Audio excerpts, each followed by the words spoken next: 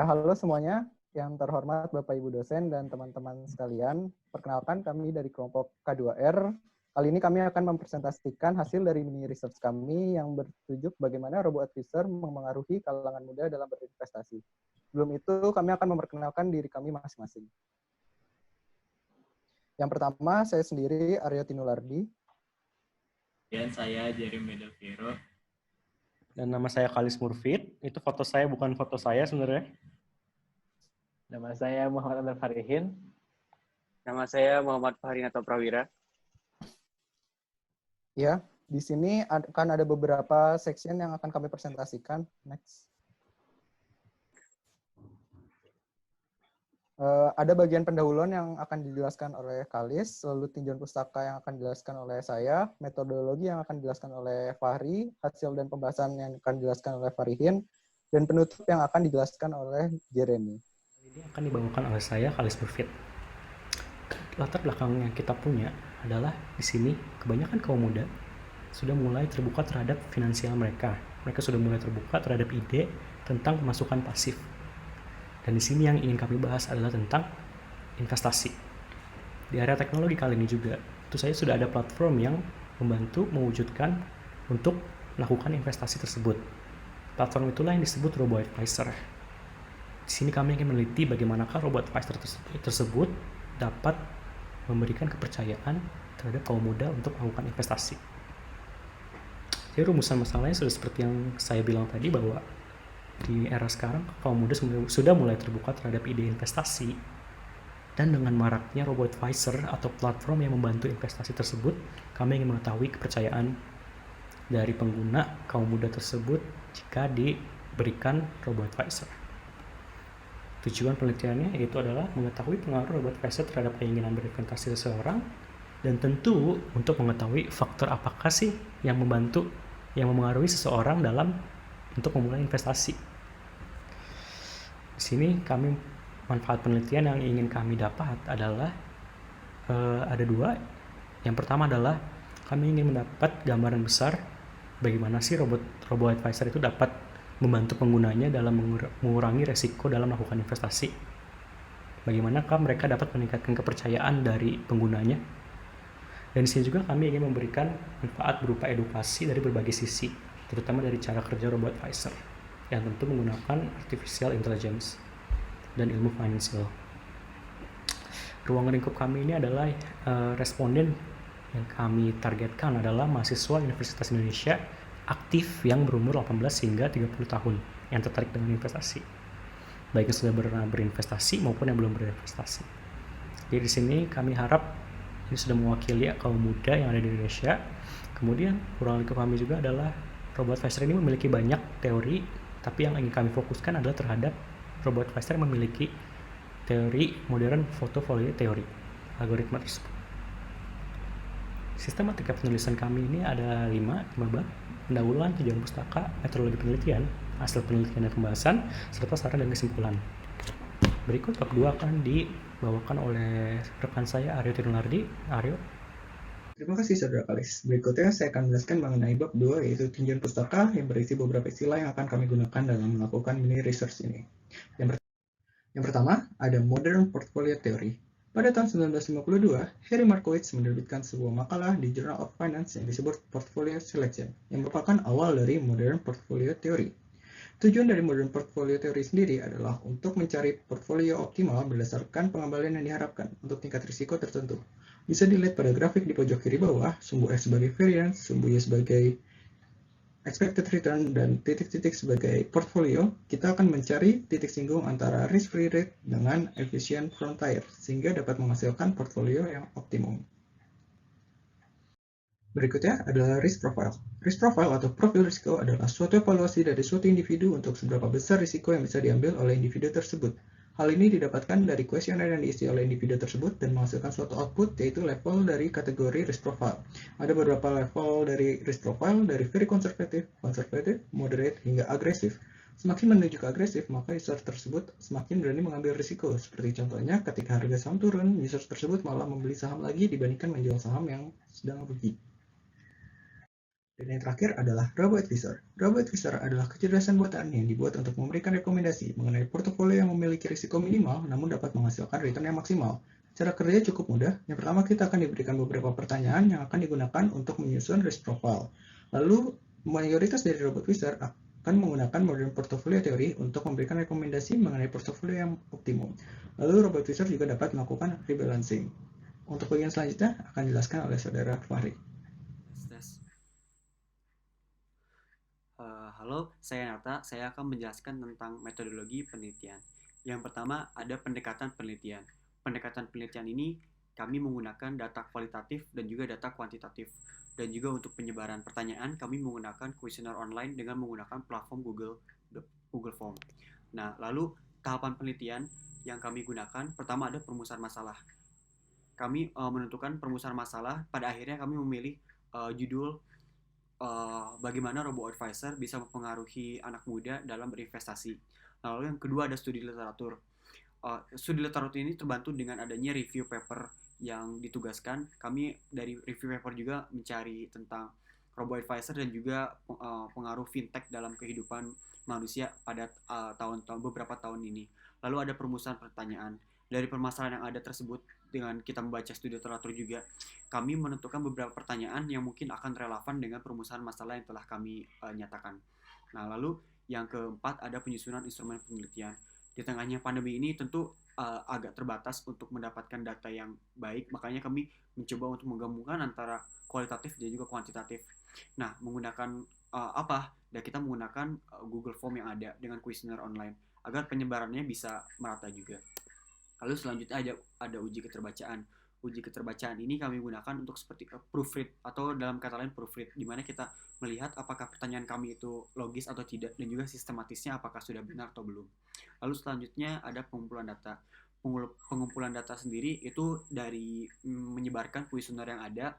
Lalu setelah itu kami dapatkan responsnya, lalu selanjutnya diolah dan juga dianalisis. Untuk pengolahan data dan juga analisis data akan dijelaskan lebih lanjut oleh saudara Anwar Falihin. Lalu penarikan kesimpulan juga akan dijelaskan lebih lanjut oleh saudara Jeremia. Selanjutnya ada objek penelitian. Dari perumusan masalah yang tadi, kita menentukan bahwa objek penelitiannya sudah pasti yaitu adalah anak muda. Nah, usianya dari mana? Yang pertama dari umur 17 tahun sampai 30 tahun. Nah, kenapa kita memilih anak muda? Karena kami berasumsi bahwa anak muda biasanya terpapar teknologi lebih dulu dan juga bisa beradaptasi dengan baik karena ada teknologi tersebut. Dan juga mungkin dari masa baru lulus SMA, mungkin orang-orang telah mencoba untuk manage uangnya sendiri, mungkin dari part time, dari magang, atau mungkin menyisihkan uang dari orang tuanya. Lalu selanjutnya instrumen penelitian. Seperti yang kami tadi katakan, bahwa kami menggunakan kuesioner online dengan menggunakan Google Form. Dan tautannya bisa diakses melalui yang telah disediakan pada slides ini. Nah, selanjutnya ada hasil penelitian dan pembahasan yang akan dibahas oleh saudara Anwar Falihin. Ya, halo semua. Perkenalkan, nama saya Farihin dan saya akan membahas bab 4, yaitu hasil penelitian dan pembahasan. Yang pertama, deskripsi hasil penelitian. Pada penelitian yang kami lakukan, diisi oleh total 128 responden yang memenuhi standar objek penelitian, yang mana 50% dari responden tersebut merupakan mahasiswa Universitas Indonesia yang terdiri dari berbagai jurusan. Gitu. Selanjutnya, mayoritas atau 90% dari responden masih menggantungkan penghasilan dari orang tua, disusul oleh part-time yaitu 32%, proyek 8,8%, lalu full-time beasiswa dan lain-lain. Total penghasilan per bulan pada responden kami mayoritas ada terdiri di range 1 juta sampai 2 juta rupiah sebanyak 43%, disusul oleh range di atas 2 juta rupiah sebanyak 27,3%, disusul lagi oleh range 500.000 sampai 1 juta rupiah sebanyak 18,8%, dan terakhir range di bawah 500.000 rupiah sebanyak 10,9%. Dan ketika ditanya apakah sudah pernah atau berpikiran untuk berinvestasi, mayoritas atau sebanyak 71% menjawab iya. Artinya apa? Artinya bisa disimpulkan bahwa masyarakat mulai muda cenderung tertarik untuk melakukan investasi gitu. Dan dari orang-orang tersebut yang menjawab sudah pernah berinvestasi atau tertarik, ketika ditanyakan apakah kamu sudah pernah berinvestasi menggunakan Robo-Advisor, mayoritasnya menjawab tidak, yaitu sebanyak 81%. Yang artinya belum banyak orang yang tahu atau tertarik dengan investasi itu tahu tentang Robo-Advisor gitu. Bisa dilihat tabel ini merupakan tabel dengan kolom 1 yaitu apakah sudah pernah atau berpikiran untuk berinvestasi, dan tabel kolom 2 yaitu setelah mengetahui hal tersebut apakah kamu menjadi tertarik untuk berinvestasi dengan robo-advisor. Dari 102 responden yang tertarik, yang menjawab tidak dan tidak ada 15 orang atau 14,7%, yang menjawab tidak lalu ya adalah 15,68%, yang menjawab iya tidak adalah 16,67%, dan yang menjawab tidak lalu ya itu sebanyak 52,94% atau mayoritasnya begitu. Lalu ketika ditanya apakah alasan responden yang dari awal sudah tertarik dengan investasi, jawabannya antara dua, yaitu investasi sebagai pemasukan pasif, tabungan darurat atau untuk memutar uang, dan mereka dipengaruhi oleh lingkungan yang sudah merasakan dampak baik dari investasi. Dan alasan dari responden yang kemudian percaya dengan robo-advisor ada 4, yaitu pertama semakin terbantu dalam berinvestasi, yang kedua cocok dengan portofolio yang disarankan oleh robo-advisor, yang ketiga merasa semakin diwadahi dalam berinvestasi, yang keempat adalah percaya dengan sistem, algoritma, dan teknologi yang digunakan dalam robo-advisor. Lalu mayoritas alasan dari responden yang tidak percaya dengan robo-advisor, yang pertama yaitu belum paham dan belum tertarik tentang investasi, dan selanjutnya belum memiliki harta yang cukup untuk diinvestasikan, belum percaya dengan saran yang diberikan karena belum memahami sistem dan algoritma robo-advisor, dan yang terakhir adalah tidak percaya dengan investasi sebagai sumber pendapatan pasif. Dengan catatan pada poin kedua, orang-orang tersebut akan tertarik dengan melakukan investasi jika hartanya sudah cukup gitu. Dan poin ketiga, jika diberikan pemahaman yang cukup tentang investasi dan robo-advisor, maka mereka sangat mungkin untuk melakukan investasi gitu. Selanjutnya, platform yang paling sering diketahui oleh pengguna responden kami yaitu yang pertama adalah Bibit, disusul oleh Bareksa, Tanam Duit, dan saya tidak tahu apa-apa gitu. Dan platform yang pernah digunakan yaitu paling banyak tuh Bibit, lalu disusul oleh Bareksa. Dan ketika ditanya apakah kamu tahu bahwa beberapa platform investasi seperti Bibit menggunakan AI dalam menentukan risk profile, mayoritas menjawab tidak, atau sedikit menengah lah yang menjawab tidak, itu sebanyak 53,8% gitu. Dan ketika ditanya apakah cocok dengan portofolio yang disarankan oleh robo-advisor, maka dengan rata-rata nilai kecocokan sebesar nilai 4, mereka merasa cocok dengan apa yang disarankan oleh robo-advisor. Dan mereka juga merasa terbantu dengan risk profile dari robo-advisor tersebut dengan sama rata-ratanya sebesar nilai 4. Nah, namun ketika ditanya sebab percaya diri Anda dalam berinvestasi menggunakan aplikasi tersebut, nilainya agak turun, yaitu sekitar 3,58% gitu. Dan ini artinya sudah cukup ya percaya diri ya.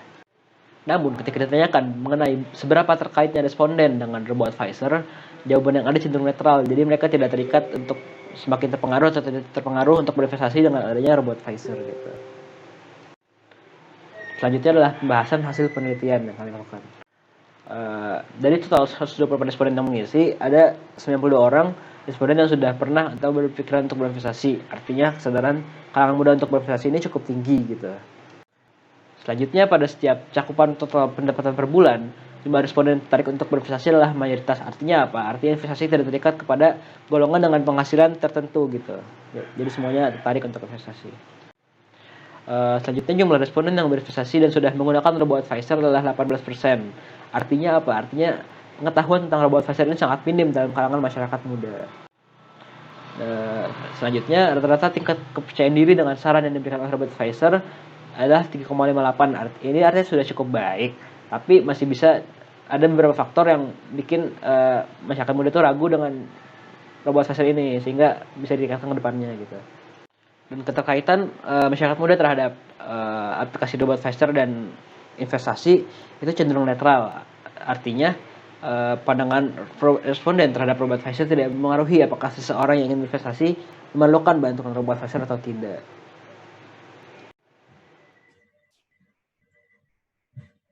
Baik, pada bab 5 ini saya akan menyampaikan tentang kesimpulan dan saran. Pada urusan masalah, kebanyakan kalangan muda sudah mulai terbuka terhadap ide investasi sejak dini. Oleh karena itu, penting untuk mengetahui apakah robo-advisor dapat meningkatkan keinginan pada kalangan muda tersebut. Kemudian dari hasil kuesioner pada bab 4, terdapat 71% mahasiswa yang mengatakan bahwa sudah pernah berpikiran untuk berinvestasi. Ini dapat disimpulkan bahwa masyarakat muda cenderung tertarik untuk melakukan investasi. ini kami menarik kesimpulan bahwa sebagian besar kalangan muda sudah paham dan berpikiran untuk melakukan investasi. Akan tetapi, mayoritas dari responden tersebut masih belum paham dengan keberadaan robo-advisor. Kemudian, meskipun masih ada jasa penasihat keuangan konvensional, kami meyakini bahwa tidak mungkin calon investor muda menggunakan jasa penasihat tersebut karena jumlah uang yang akan diinvestasikan kami prediksi masih terbilang cukup kecil. Dan jasa penasihat keuangan biasanya cukup besar dan jasa mereka biasanya hanya dipakai oleh investor yang profesional dengan jumlah investasi yang jumlahnya mencapai miliaran. Akan tetapi, kami percaya bahwa robo-advisor akan berkembang seiring perkembangan fintech di masa yang akan datang. Sehingga model robo-advisor akan menjadi lebih optimal dan dapat dipercaya oleh masyarakat luas dan mungkin dapat menggantikan profesi nasihat keuangan profesional dengan berbagai kelebihan yang robo-advisor miliki. Kemudian, seseorang yang belum atau sudah pernah berpikiran untuk berinvestasi cenderung terpengaruh oleh robo-advisor dalam kepercayaan dalam berinvestasi. Hal ini dapat disimpulkan bahwa dari hasil penelitian yang telah dilakukan, robo-advisor mempengaruhi keyakinan kalangan muda dalam melakukan investasi. Kemudian, dari kami setelah meneliti robo-advisor ini, kami mempunyai beberapa saran. Yang pertama itu untuk individu dan organisasi. Jika ingin menggunakan robo-advisor, sebaiknya memberikan pengalaman yang cukup dan mengenai pada robo-advisor sendiri dan investasi pada calon penggunanya. Untuk individu yang akan melakukan riset yang melanjutkan riset pada bidang robo-advisor, kami memberikan saran untuk memberikan informasi lebih kepada orang awam tentang robo-advisor dengan baik, agar pembaca nanti dapat mempunyai pemahaman yang sama dengan penulis nanti. Sekian dari saya, terima kasih. Ya, mungkin sekian yang bisa kami presentasikan. Terima kasih atas perhatiannya. Jika ada pertanyaan mungkin bisa diisi dalam forum diskusi di bawah ini. Dan sekali lagi, terima kasih. Terima kasih. Terima kasih. Terima kasih. Anjay, Karikin. Masih ada di kanan bawah. Masih ada